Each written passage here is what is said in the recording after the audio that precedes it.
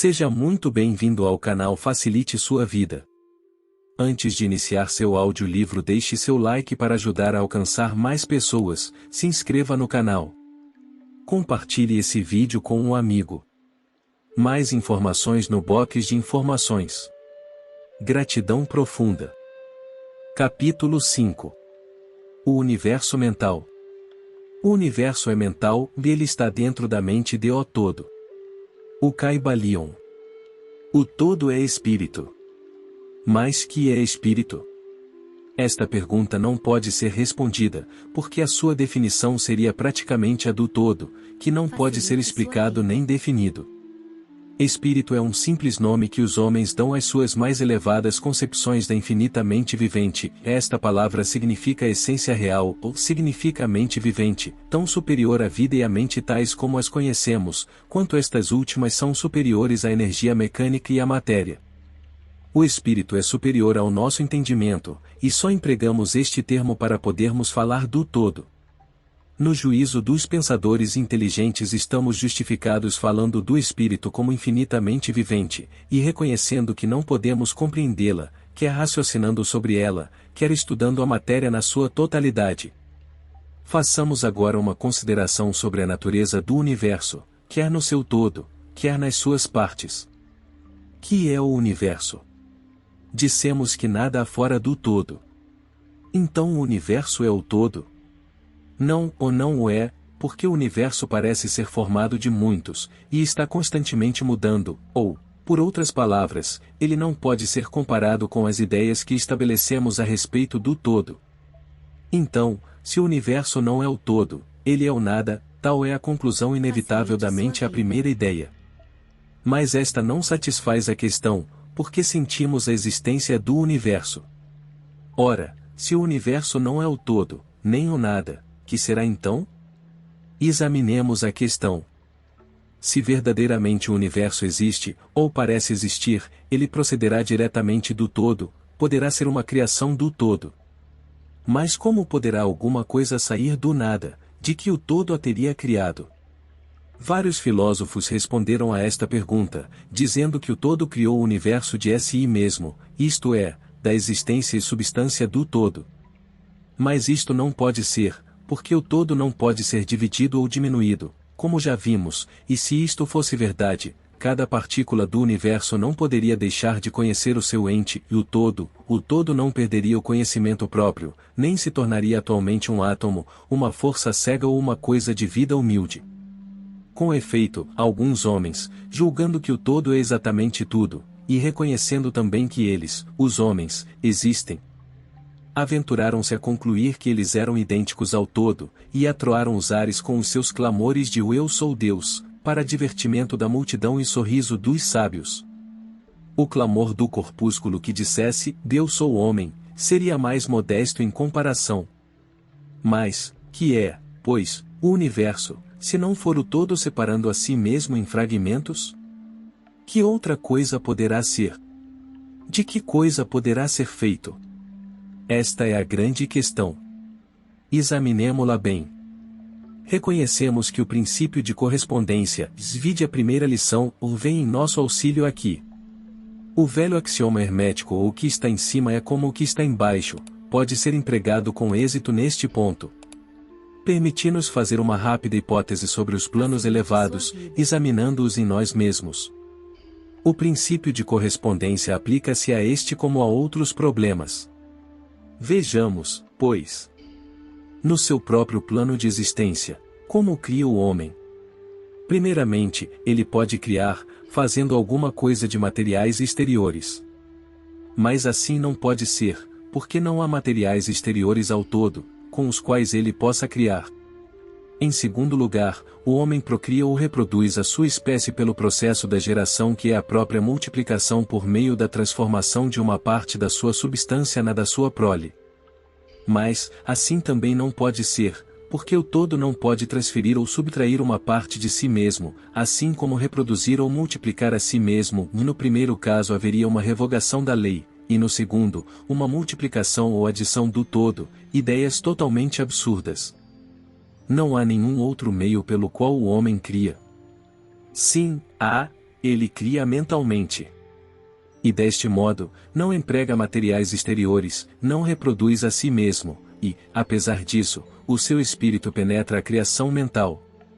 Conforme o princípio de correspondência, temos razão de considerar que o todo cria mentalmente o universo, de um modo semelhante ao processo pelo qual o homem cria as imagens mentais.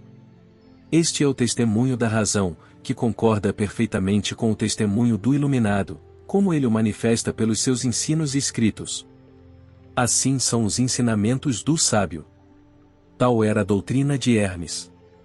O todo não pode criar de outro modo senão mentalmente, sem empregar qualquer material e nada há para ser empregado, e nem reproduzir a si mesmo, o que é também impossível. Não se pode escapar desta conclusão da razão, que, como dissemos, concorda com os mais elevados preceitos do iluminado. Justamente como vós podeis criar um universo de vós mesmos na vossa mentalidade, assim o todo cria o universo na sua própria mente. Mas o vosso universo é criação mental de uma mente finita, enquanto que o do todo é criação de uma mente infinita. Ambos são análogos em natureza, mas infinitamente diferentes em grau. Vamos examinar cuidadosamente como fazemos nos processos de criação e manifestação. Mas antes de tudo é preciso fixardes as vossas mentes nesta frase, no universo, e tudo o que ele contém, é uma criação mental do todo. Com efeito, o todo é mente. O todo cria na sua mente infinita inumeráveis universos, que existem por éons de tempo, e contudo, para o todo, a criação, o desenvolvimento, o declínio e a morte de 1 milhão de universos é como que o tempo do pestanejar de um olho. O Caibalion. A mente infinita deu ao todo é a matriz dos universos. O Caibalion. O princípio de gênero, vide lição primeira e seguintes, é manifestado em todos os planos de vida, quer materiais, mentais ou espirituais. Mas, como já dissemos, gênero não significa sexo, o sexo é simplesmente uma manifestação material do gênero. Gênero significa relativo à geração ou criação. Em qualquer lugar, em qualquer plano, em que uma coisa é criada ou gerada, o princípio de gênero se manifesta. E isto é verdade mesmo na criação dos universos. Mas, não se deve concluir disto que ensinamos a ver um Deus ou Criador macho e fêmea. Esta ideia é um desvio dos antigos preceitos sobre este assunto. O verdadeiro ensinamento é que o todo em si mesmo está fora do gênero, assim como de qualquer outra lei, mesmo as do tempo e do espaço. Ele é a lei de que todas as leis procedem e não está sujeito a elas. Contudo, quando o todo se manifesta no plano de geração ou criação, os seus atos concordam com a lei e o princípio, porque se realizam num plano inferior de existência. E, por conseguinte, ele manifesta no plano mental o princípio de gênero, nos seus aspectos masculino e feminino. Esta ideia poderá causar admiração a alguns de vós, que aprendem-na pela primeira vez, mas todos vós aceitaste-a passivamente nas vossas concepções diárias. Falais na paternidade de Deus e na maternidade da natureza, e de Deus, o Pai divino e da natureza, a Mãe universal, ou logo, reconheceis instintivamente o princípio de gênero no universo. Não é verdade? Mas a doutrina hermética não exprime uma dualidade real, o todo é um, ou os dois aspectos são simplesmente aspectos de manifestação. O ensinamento é que o princípio masculino manifestado pelo todo só impede a destruição da concepção atual do universo. Ele projeta o seu desejo no princípio feminino, que se chama natureza, ao mesmo tempo que este último começa a obra atual da evolução do universo, desde os simples centros de atividade até o homem, e subindo cada vez mais de acordo com as bem estabelecidas leis da natureza. Se dais preferência aos velhos modos de expressão, podeis considerar o princípio masculino como Deus, o Pai, e o princípio feminino como a natureza, a Mãe universal, em cuja matriz todas as coisas foram geradas. Isto não é simplesmente uma ficção poética de linguagem, é uma ideia do processo atual de criação do universo. Mas é preciso não esquecer que o todo é um, e que o universo é gerado, criado e existe na sua mente infinita. Isto vos permitirá fazer uma ideia de vós mesmos, se quiserdes aplicar a lei de correspondência à vossa própria mente e a vós mesmos. Sabeis que a parte de vós que chamais eu, em certo sentido, sustenta e prova a criação de imagens mentais na vossa própria mente. A parte da vossa mente em que é realizada a geração mental pode ser chamado eu inferior, distinto do eu, que sustenta e examina os pensamentos, as ideias e as imagens do eu inferior. Reparai bem que o que está em cima é como o que está embaixo, e que os fenômenos de um plano podem ser empregados na solução dos enigmas de planos superiores ou inferiores. Será para admirar que vós, os filhos, sintais esta instintiva reverência pelo todo, sentimento que chamamos religião, esta reverência e este respeito para com a mente Pai? Será para admirar que, ao considerar as obras e as maravilhas da natureza, fiqueis dominado por um grande sentimento que tem sua origem fora do vosso íntimo ser? É a mente mãe que vos estreita, como a mãe estreita seu filho ao seio. Não deveis cometer o erro de crer que o pequeno mundo que vedes ao redor de vós, a Terra, que é simplesmente um grão de areia em comparação com o universo, seja o próprio universo. Existem milhões de mundos semelhantes e maiores. Há milhões e milhões de universos iguais em existência dentro da mente infinita do todo.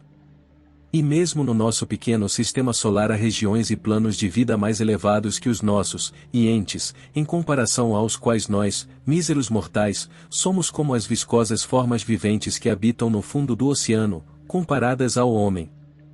Há entes com poderes e atributos superiores aos que o homem sonhou ser possuído pelos deuses. Não obstante, estes entes foram como vós e ainda inferiores, e, com o tempo, vós podeis ser como eles ou superiores a eles, porque, como diz o iluminado, tal é o destino do homem. A morte não é real, ainda mesmo no sentido relativo, ela é simplesmente o nascimento a uma nova vida, e continuareis a ir sempre de planos elevados de vida a outros mais elevados, por éons e éons de tempo.